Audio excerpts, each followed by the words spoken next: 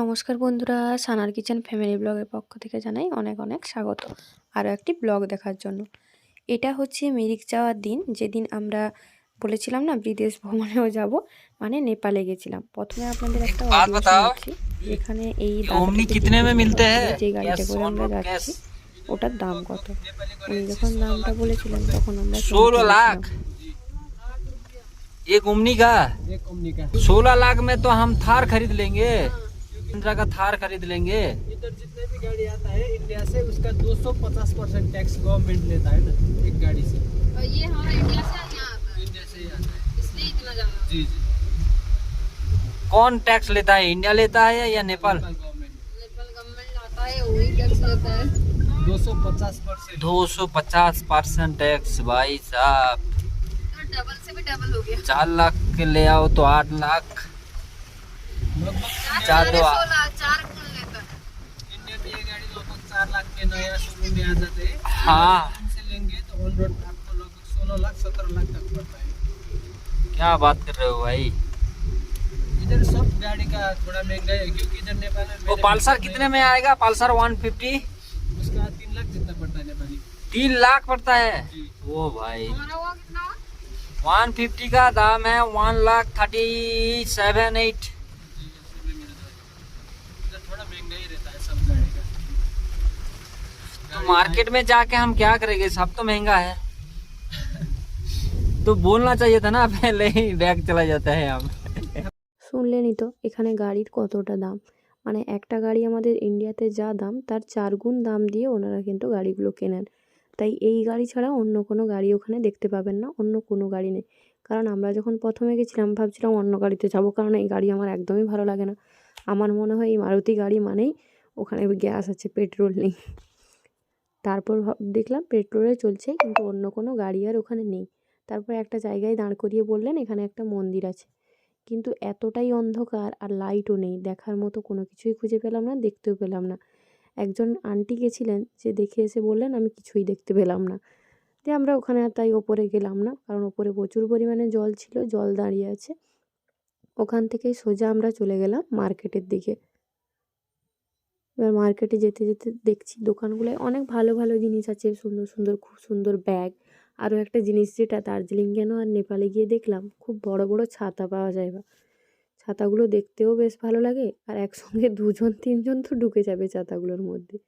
এবার সোজা পথে হাঁটতে আছি, বড়মশাই নানা রকম জিনিস দেখিয়ে বলছেন এটা নেবে ওটা নেবে। মাঝে মাঝে বুঝতে পারি না উনি কেন এত ভালোবাসেন। মাঝে মাঝে মনে হয় অনেক ভালোবাসেন, এটা কিনে দিচ্ছেন সেটা কিনে দিচ্ছেন। মাঝে মাঝে যদি বলেছো যে এটা কিনবো তাহলে কিন্তু হবে না। তারপর বলছিলেন ব্যাগ দেখতে, কারণ আমরা যেই জিনিসগুলো কিনেছিলাম সবার জন্য একটু একটু করে, সেগুলো আনার জন্য ব্যাগ দরকার। আমি বললাম এখান থেকে নেবো না, বেকার এখান থেকে আবার দার্জিলিং অবধি বয়ে নিয়ে যেতে হবে, তার থেকে বেস্ট ওখানেই নিয়ে নেবো, মার্কেটে যখন দার্জিলিং মেল আছে সেখানেই নিয়ে নেব। তারপর পুরো বাজারটা ঘুরে দেখলাম, মাঝখানে এক জায়গায়, মানে রাস্তার মাঝখানেই দেখুন কি সুন্দরভাবে গান হচ্ছিল, আর বেশ ভালো লাগছিল। গানের মাথা মুন্ডু কিছুই বুঝতে পারছিলাম না, কিন্তু শুনতে বেশ ভালো লাগছিল, মনে হচ্ছিল যে গানগুলো মানে যারা বোঝেন তাদের কাছে খুবই ভালো, আমরা না বুঝলেও গানের তাল খুব ভালো। কিছুক্ষণ দাঁড়িয়ে একটু গান শুনলাম, কিন্তু কিছুই বুঝতে পারলাম না, মানে কি বলবো। যাই হোক করে মনোরঞ্জন করা। গান টান শুনে নিয়ে আবার চললাম মার্কেটের শেষের দিকে। একদম পুরো মার্কেটটা ঘুরে দেখলাম, কী নেবো খুঁজে পাচ্ছি না। তবে একটা জিনিস মার্কেটে গিয়ে লক্ষ্য করেছিলাম, যেসব কসমেটিক্সের যেসব জিনিসগুলো হয়, শ্যাম্পু অথবা বাকি যেসব জিনিসগুলো কসমেটিক্সের হয়, সমস্ত কিছুর কিন্তু আমাদের ইন্ডিয়ার থেকে অনেক কম দাম। কারণ আমরা প্রত্যেকটা জিনিস দেখলাম যে অনেক কম দাম, তবে আমার কসমেটিক্স সম্বন্ধে একটু নলেজ কম, আমি কিছুই জানি না। মানে মানে কী বলবো, আমার কাছে নেই, আমি কিছুই ব্যবহার করি না সেগুলো। তাই বুঝতেও পারলাম না যে আসলে কী ব্যাপার, কোনটায় নেব কোনটা নেব না, কম হবে কি ভালো হবে হবে না।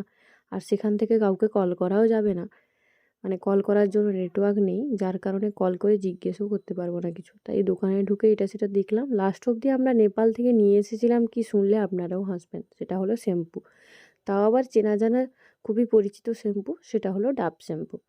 ডাভ শ্যাম্পু আর ডাভ কন্ডিশনার নিয়ে এসেছিলেন বড়মশাই নেপাল থেকে, এখনও অবধি ইউজ করেই চলেছেন, বেশ 1 বছর ধরে ইউজ করলেন। বা মাঝে মাঝে আমি বলি, ও বলছি তুমি এই শ্যাম্পুটা যে নিয়ে এলে সবাই ভাববে বিদেশ থেকে কী নিলাম, না শ্যাম্পু নিলাম, তাও আবার ডাভ শ্যাম্পু। আরও একটা জিনিস কিনে দিয়েছিলেন, সেটা হলো লিপস্টিক।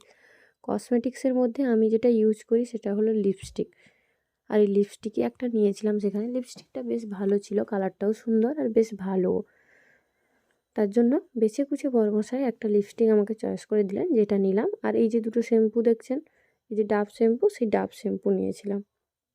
আরও অনেক রকমের জিনিসই দেখিয়েছিলেন, তবে এই যে বললাম কসমেটিক্সের সম্বন্ধে আমার নলেজ নেই, তাই নিইও নি। নানা রকম জিনিস দেখার পর টুকিটাকি দেখলাম, তারপর বললাম থাক, যেগুলো সম্বন্ধে জানি না সেগুলো নিয়ে তো কোনো লাভ নেই, তাই না নিয়েই চলে এলাম।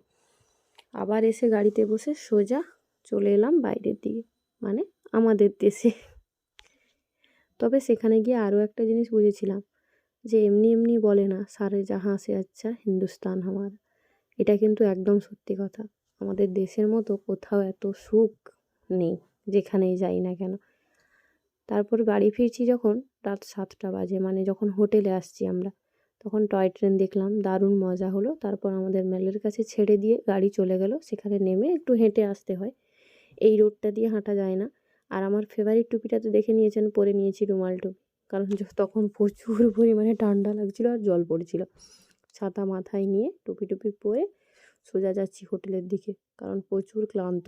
ওই দিন এমনিতেও শরীর অসুস্থ ছিল আর এমনিতেও ক্লান্ত। আজকের ব্লগটা তাহলে এখানেই শেষ করছি। আবার দেখা হবে অন্য কোনো ব্লগ নিয়ে। ভালো থাকবেন, সুস্থ থাকবেন, আর এতক্ষণ আমাদের সঙ্গে থাকার জন্য অসংখ্য ধন্যবাদ।